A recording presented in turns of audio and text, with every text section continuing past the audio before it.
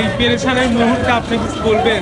Literally ভাই scam হয়ে গেছে এখানে। মানে মানে ইরান আমেরিকা যুদ্ধ করে যতটা না বিপদে আছে তার চেয়ে বেশি বিপদে আছে আমরা বাংলাদেশিরা ভাই। রাস্তায় মানুষের একটাই চাওয়া, তেল চাই, তেল চাই, আমাকে তেল দাও। বর্তমানে সারা বিশ্বে যে কূটনৈতিক অস্থিরতা তৈরি হয়েছে, অ্যাপ্রোডে কিন্তু প্রায় সব কিছু স্বাভাবিকই আছে।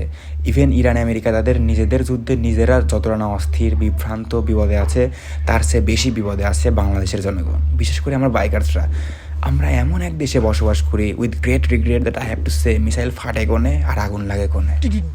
এই যে ডিপ্লোম্যাটিক ইনস্টেবিলিটি, এর জন্য সারা বিশ্বে সবচেয়ে বেশি সাফার করছি আমার বাংলাদেশিরা, right? Let it be. Anyways, আমি ভেতরে ঢুকেছি, কত সহজ শৃঙ্খলার মধ্যে রয়েছি এমনটাই তো দেখছেন, তাই না? বাট এর পেছনের দৃশ্যটা ছিল টোটালি ডিফারেন্ট। ইভেনচুয়ালি স্ক্যাম করে ধাক্কাধাক্কি করে ভেতরে আসতে হয়েছে। লক্ষ্য করলাম উপর থেকে কেউ ভিডিও করছে, যেন ওদের বাসায় রিলিফের চাল নিতে গিয়েছি, right? Just kidding. But the thing is, generally সকল ওয়েল পাম্প টোটালি বন্ধ। টার্মিনালে 3টা, অনন্ত সহ মোটামুটি সব ক্লোজ। আর খুচরা দোকানগুলোতে অলরেডি 200 টাকা লিটার বিক্রি হচ্ছে।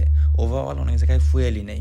কেবলমাত্র স্কোয়ার ফুয়েল পাম্প স্টেশনটা ওপেন রয়েছে অ্যাজ ইউজুয়াল, এবং খুবই ডিসিপ্লিনের সাথে ফুয়েল ডিস্ট্রিবিউট করা হচ্ছে। সারাদিনে 2-3 বার এসে ফিরে গিয়ে ইফতারিতে পানি মুখে দিয়ে আবারও চলে এসেছি এই সময় ভিড় নেবে। এসে দেখি যা তাই। ফার্স্টে আমি এখানে ছিলাম, তারপর গুতগুতি ভাই ক্র্যাশ করে এখানে, তারপর এখানে।